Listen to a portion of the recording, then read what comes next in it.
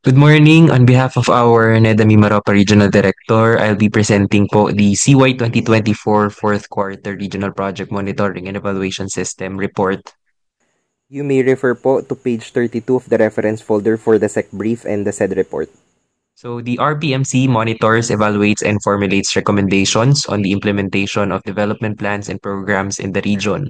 Project monitoring is conducted in support of the good governance, transparency, accountability, and evidence-based decision-making throughout a program or project's life cycle.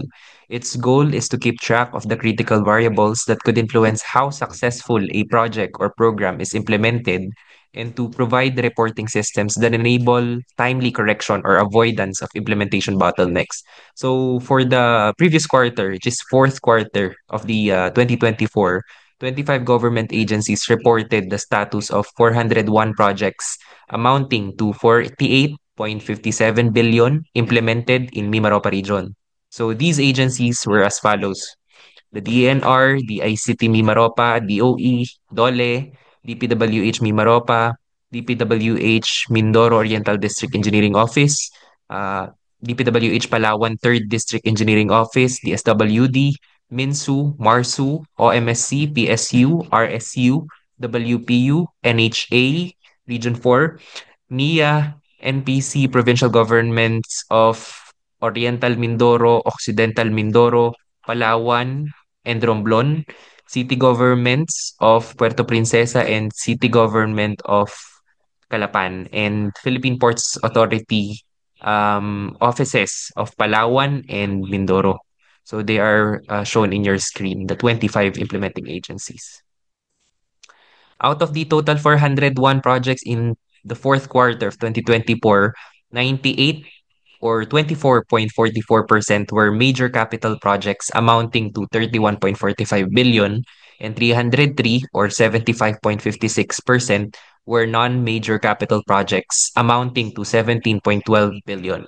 Major capital projects or those with project cost allotment of 200 million pesos and above include the following.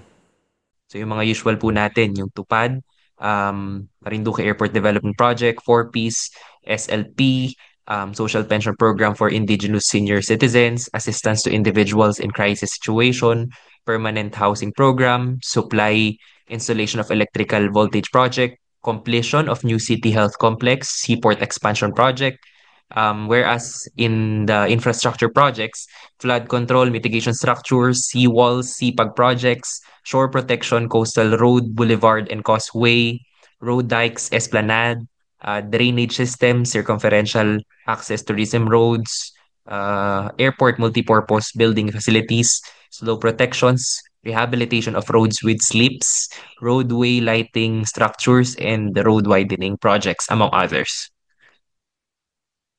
So on the implementation status by quantity, of the reported 401 total projects, 257 projects or 64.09% were completed.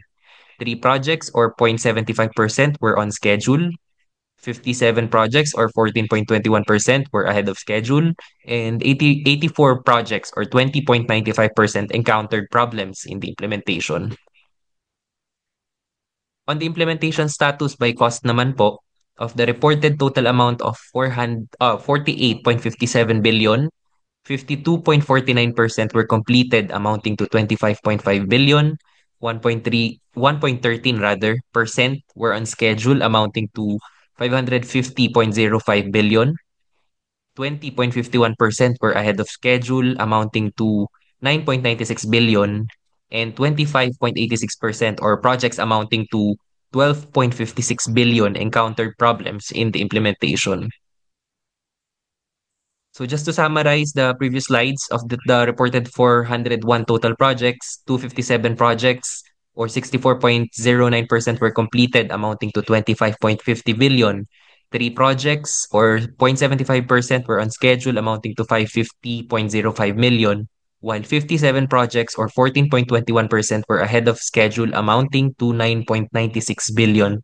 So a total of 84 projects, that's 20.95%, amounting to 12.56 billion encountered problems in the implementation with the following breakdown. So yung mga agencies po natin sa DICT may tatlo, DPWH Mimaropa, 32 projects. DPWH Modeo, 1 project. DSWD, 1 project. OMSC, 6 projects. PSU, 9 projects.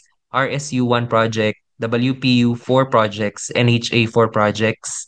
NPC, 8 projects. Provincial Government of Occidental Mindoro, 5 projects. Provincial Government of Palawan, 3 projects. City Government of Puerto Princesa, 5 projects. PPAPMO Palawan, 1 project. And PPAPMO Mindoro, 1 project. Committee members, this already wraps our presentation on the CY 2024 fourth quarter RPMES report. Mr. Chair, the action requested is for approval. Thank you very much.